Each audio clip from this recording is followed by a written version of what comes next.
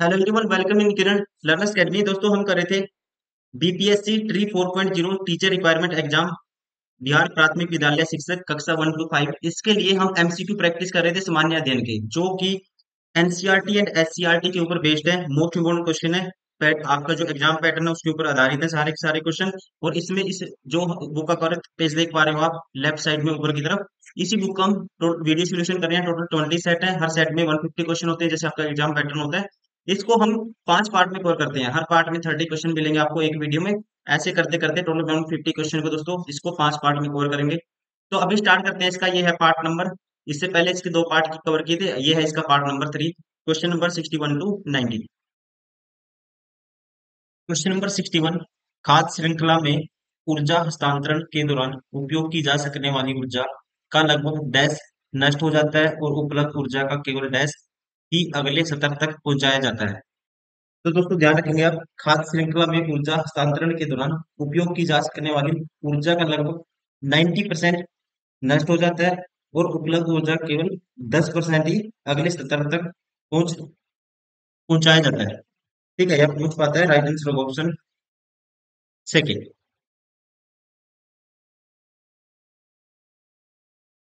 Question number 62, एक पारितंत्र की खाद्य श्रृंखला में जीवों का अंतिम समूह जीवाणु और कवक है, जिनमें जिन्हें क्या कहा जाता है? तो आप ध्यान रखेंगे, अपघटक खाद्य श्रृंखला में अंतिम चरण है। अपघटक दोस्तों ऐसे जीव हैं जो मृत या बेकार कार्बनिक पदार्थ से ऊर्जा प्राप्त करते हैं। और ध्यान रखेंगे, जैव अपघटक खाद्य श्रृंखला का एक अभिन्न अंग है, क्योंकि ये कार्बनिक अपशिष्ट पदार्थों के पोषक तत्वों से भरपूर मिट्टी या भूमि जैसे अकार्बनिक पदार्थों में परिवर्तित होते हैं। राइट आंसर होगा इसका ऑप्शन थर्ड, अपघटन। ठीक है, ध्यान रखेंगे दोस्तों, जिन्हें क्या कहा जाता है? अपघटक कहा जाता है। Option third is correct.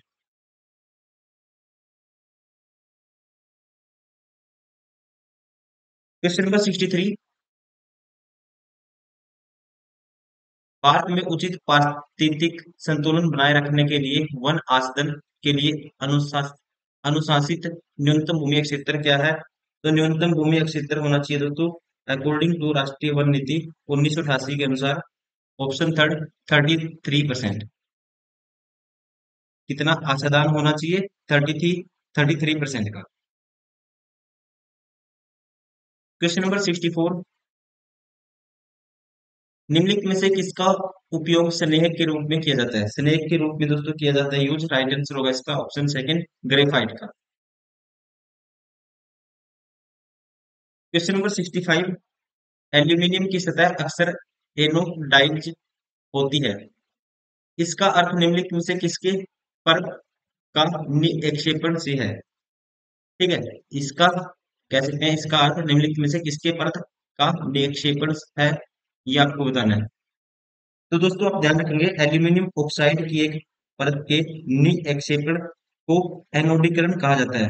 और एल्यूमिनियम सतह को अक्सर एनोडीकृत किया जाता है। और ध्यान रखेंगे, एल्यूमिनियम पर एनोडीकरण प्रक्रिया से बेहतर संक्षारण और प्रतिरोध होता है। तो यहाँ पे जो राइट आंसर होगा ये होगा ऑप्शन सेकंड, एल्यूमिनियम ऑक्साइड। ठीक है, क्या है दोस्तों इसका अर्थ? क्या है? एल्यूमिनियम ऑक्साइड परत का निक्षेपण।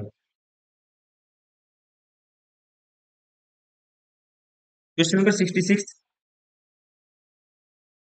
निम्नलिखित में से कौन सा मिश्र धातु नहीं है? इनमें से कौन सा है दोस्तों जो कह सकते हैं मिश्र धातु नहीं है, ये आपको बताना है। देखो, जिंक क्या है दोस्तों? मिश्र धातु में नहीं आएगा। ठीक है, जिंक क्या है दोस्तों? मिश्र धातु में नहीं आएगा। और पित्तल मिश्र धातु है। ठीक है ना, पित्तल क्या होता है? मिश्र धातु होता है, जिसमें तांबा के साथ जस्ता मिलाया जाता है। कांस्य क्या है दोस्तों? कांस्य भी एक मिश्र धातु होती है, जिसमें तांबा और टिन होते हैं। और स्टील लोहे का एक मिश्र धातु है। तो यहाँ पे राइट आंसर होगा ऑप्शन सेकंड, जिंक क्या है दोस्तों? मिश्र धातु दी है, ये आपको ध्यान रखना है।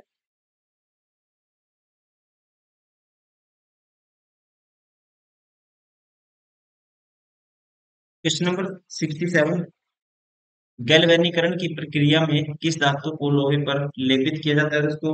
ये आपको ध्यान रखना है, ये किया जाता है, राइट आंसर होगा ऑप्शन फर्स्ट, जिंक।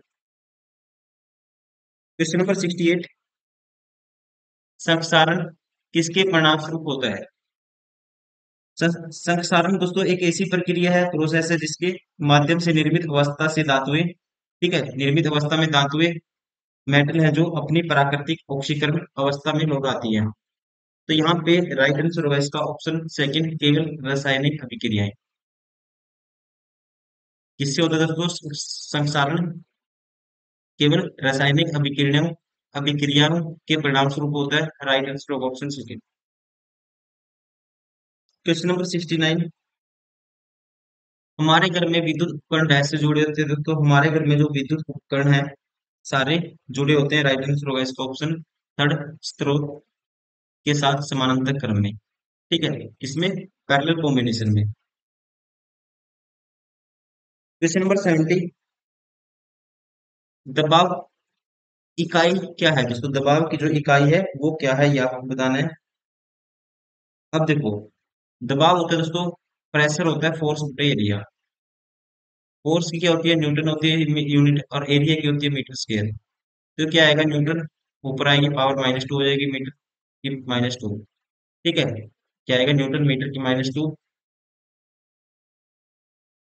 ये कह सकते हैं न्यूटन बटे में ऑप्शन फर्स्ट वर्ग मीटर। क्वेश्चन नंबर 71, किसी पेड़ की आयु किसके द्वारा निर्धारित की जा सकती है दोस्तों? पेड़ की आयु निर्धारित की जा सकती है, राइट आंसर होगा साकेंद्रित वल्यों की संख्या की गणना करके।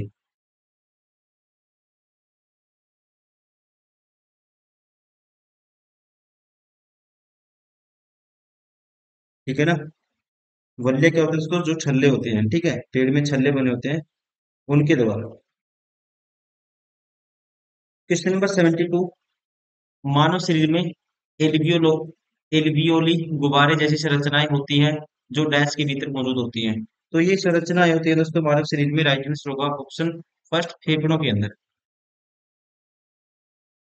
क्वेश्चन नंबर 73, मेरा देश मेरा जीवन नामक पुस्तक के रचनाकार कौन है दोस्तों? इसके रचनाकार आपको याद रखना है, ये है लाल कृष्ण आडवाणी। मेरा देश मेरा जीवन किसकी रचना है, किसकी पुस्तक है ये? लाल कृष्ण आडवाणी की पुस्तक है दोस्तों, ठीक है, ध्यान रखेंगे आप, और जो 2008 में प्रकाशित हुई थी।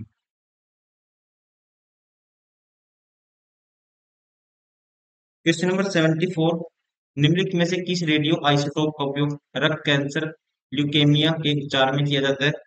तो रक्त कैंसर में ल्यूकेमिया बोलते हैं जिसको, इसके उपचार में किया जाता है ये रेडियो, दोस्तों ये रक्त कैंसर, ठीक है, रेडियो आइसोटोप है, और इसका यूज किया जाता है रक्त कैंसर के जिसे बोलते हैं ल्यूकेमिया, इसके उपचार में किया जाता है, और ये है राइट आंसर होगा इसका option third, that is cobalt 60। ठीक है, डायरेक्ट अगर ऐसा है, कोई पूछा जाए क्वेश्चन कि कोबाल्ट 60 का यूज कहाँ किया जाता है, तो इसका यूज किया जाता है रक्त कैंसर के उपचार में। क्वेश्चन नंबर 75, निम्नलिखित में से कौन सा पौधों के लिए आवश्यक सूक्ष्म पोषक तत्व नहीं है? कौन सा आवश्यक दोस्तों पोषक तत्व नहीं है? ये देखो, बेरोन, जिंक, ये आवश्यक होते हैं, ठीक है, बोरोन, तांबा, लोहा, मैग्नीज, मोलिब्डेनम, जिंक, निकल और क्लोराइड। तो सारे आएंगे इसमें से सोडियम, ठीक है, सॉरी सोडियम नहीं आएगा दोस्तों, बोरोन होगा, जिंक होगा, सोडियम नहीं होगा, ध्यान रखना आपको, बोरोन, तांबा, लोहा, मैग्नीज, मालिबो मोलिब्डेनम, जिंक, निकल और क्लोराइड ये शामिल होते हैं, लेकिन सोडियम नहीं होता। ये सूक्ष्म पोषक तत्व दोस्तों क्या है, यही पूछा था इसने, कौन सा पौधों के लिए आवश्यक सूक्ष्म सूक्ष्म पोषक तत्व नहीं है? आवश्यक कौन सा नहीं है? सोडियम नहीं है, right answer option third. Question number 76, नीचे वायु से जुड़े कुछ कथन दिए गए हैं, इन्हें पढ़िए और दिए गए कूट की सहायता से सही उत्तर का चयन कीजिए। सही उत्तर का चयन हमें करना है। देखो, गतिशील पवन वायु कहलाती है दोस्तों, अपने आप में ठीक है। वायु गर्म होने पर फैलती है दोस्तों, ये भी ठीक है। वायु का टेम्परेचर बढ़ेगा दोस्तों, तो वायु क्या करेगी? फैलेगी, जो उसके पार्टिकल है।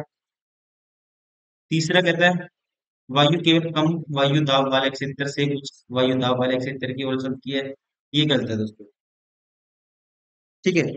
वायु लगातार चारों ओर घूमती रही है दोस्तों। ये नहीं कह सकते हम गर्म वाले क्षेत्र से चलती है, कहते हैं कि केवल कम वायु दाब वाले क्षेत्र से उस वायु दाब वाले क्षेत्र की ओर जाती है, ये गलत है। बाकी ये दोनों ठीक है, राइट आंसर होगा ऑप्शन फर्स्ट। क्वेश्चन नंबर 77, गठपर्णी फीचर प्लांट विषम पोषी क्यों होते हैं दोस्तों? गठपर्णी दोस्तों पौधे में सपोषी और विषम पोषी दोनों प्रकार के पोषण होते हैं, ठीक है। और फीचर प्लांट हरा होता है और उसमें क्लोरोफिल होता है। यह ग्लूकोज को संश्लेषित करेगा और प्रकाश संश्लेषण कर सकता है, ठीक है। तो राइट आंसर होगा इसका ऑप्शन थर्ड। उन्हें मृदा में नाइट्रोजन नहीं मिलता, ये कह सकते हैं हम। क्योंकि दोस्तों ध्यान रखेंगे, फीचर प्लांट नाइट्रोजन की कमी वाली मिट्टी में उगता है, इसलिए वे नाइट्रोजन जैसे पोषक तत्व प्राप्त करने के लिए कीड़ों को खाते हैं, ठीक है। तो इसका जो कारण होगा, गठपर्णी फीचर प्लांट विषम पोषी क्यों होते हैं? उन्हें मृदा से नाइट्रोजन नहीं मिलता। क्वेश्चन नंबर 78, चांगपा के बारे में निम्नलिखित में से कौन सा कथन असत्य है? चांगपा के बारे में निम्नलिखित में से कौन सा कथन है जो असत्य है, ये आपको बताना है। चांगपा घुमत लोग हैं दोस्तों, ये ठीक है। घुमत जनजाति है, खानाबदोश तिब्बती लोग हैं, ये तिब्बत से, ये अपने आप में स्टेटमेंट ठीक है। बकरियां ही इनकी सबसे बड़ी पूंजी है दोस्तों, ये भी ठीक है। यह हमेशा एक जगह पर टिक कर रहने वाली जनजाति है दोस्तों, ये खानाबदोश है, एक जगह टिक कर नहीं रहते, इधर उधर खाने की तलाश में भटकती है, ठीक है, ऐसी जनजाति है। राइट आंसर होगा option third. Question number 79, Bihar राज्य की सीमा से किस देश की सीमा जुड़ी है? दोस्तों जो बिहार की सीमा है इससे सीमा जुड़ती है, राइट आंसर होगा इसका इनमें से कोई नहीं। इनमें से कोई नहीं, ध्यान रखना आपको। बिहार राज्य की जो सीमा है उत्तर प्रदेश, झारखंड, पश्चिम बंगाल राज्य और एक देश से लगती है जिसका नाम है नेपाल, ठीक है। तो इसका राइट आंसर कौन सा होगा? उपयुक्त में से कोई भी नहीं, option five is correct. Question number 80, Visakhapatnam में 3 फरवरी 2024 को भारत के पहले सर्वेक्षण पोत को भारतीय नौसेना में शामिल किया गया, ठीक है। विशाखापट्टनम में 3 फरवरी 2024 को भारत के पहले सर्वेक्षण पोत को भारतीय नौसेना में शामिल किया गया। इस पोत का नाम क्या है? इस पोत का नाम है दोस्तों, ध्यान रखना आपको, राइट आंसर होगा आईएनएस संदायक। क्या नाम है इसका? आईएनएस संदायक है इसका नाम, ठीक है। भारतीय नौसेना में इसको शामिल किया गया है। क्वेश्चन नंबर 81, स्वतंत्र भारत के पहले और अंतिम भारतीय गवर्नर जनरल कौन थे? तो यहाँ पे दोस्तों स्वतंत्र भारत के थे, राइट आंसर होगा चक्रवर्ती। भारतीय गवर्नर जनरल पूछा इसने, Chakravarti Raja Gopalachari, option third is correct. उन्होंने 26 जनवरी 1950 तक गवर्नर जनरल का पद संभाला था, ये आपको ध्यान रखना है। और लॉर्ड माउंटबेटन भारत के दोस्तों अंतिम ब्रिटिश गवर्नर जनरल थे, ये भी आपको ध्यान रखना है। और जो लॉर्ड वारन हेस्टिंग बंगाल के पहले गवर्नर जनरल थे।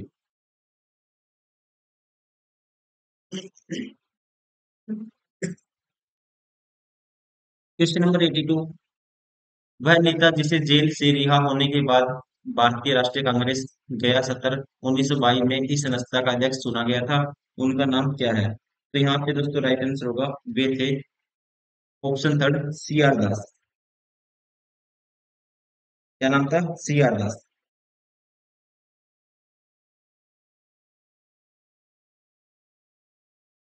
क्वेश्चन नंबर 83, खरपतवार के बारे में सही कथन का चयन कीजिए। खरपतवार के बारे में सही कथन का चयन कीजिए। खरपतवार बिना बोए अपने आप ही खेतों में उग जाते हैं, अपने आप में ठीक है। खरपतवार को खेत से निकालना जरूरी होता है दोस्तों, ये भी ठीक है। खरपतवार फसल के लिए दिए गए खाद पानी का उपयोग कर फसल की उपज कम कर देते हैं दोस्तों, अब ये भी ठीक है। खरपतवार फसलों की उपज को प्रभावित नहीं करती, ये गलत है दोस्तों। राइट आंसर होगा ऑप्शन थर्ड। क्वेश्चन नंबर 84, अगर आपके कपड़ों ने आग पकड़ ली तो सुरक्षा की दृष्टि से इनमें से क्या सही नहीं है? सुरक्षा की दृष्टि से इनमें से दोस्तों क्या सही नहीं है, ये आपको बताना है। आप जहाँ हैं वहां रुक जाइए, ये ठीक है। आप अपने हाथ से अपना चेहरा ढक कर लुढ़किए दोस्तों, ये भी ठीक है। चारों तरफ दौड़ना शुरू कर दीजिए, ये गलत है दोस्तों। चारों तरफ दौड़ेंगे तो आग हवा चलेगी, हवा में वो भी आग फैलेगी। तो यहाँ पे राइट आंसर होगा ऑप्शन थर्ड। कौन सा सही नहीं है? Option third is not correct. Question number 85, राज्य द्वारा संचालित स्कूल किस लिए है? कूट की मदद से सही उत्तर का चयन कीजिए। ताकि सभी बच्चों को पढ़ने लिखने का अवसर मिले दोस्तों, ये ठीक है। ताकि सिर्फ कुछ समुदाय के लोगों को, ये गलत है देखो। कुछ के लिए नहीं है, वो सभी के लिए है। ताकि सिर्फ गरीबी रेखा के नीचे दोस्तों, सिर्फ गरीबी रेखा के लिए भी नहीं है, ये भी गलत है। ताकि सभी को एक दूसरे से कुछ ना कुछ सीखने का अवसर मिले, ये भी ठीक है। तो ए और डी करेक्ट है, राइट आंसर होगा ऑप्शन थर्ड।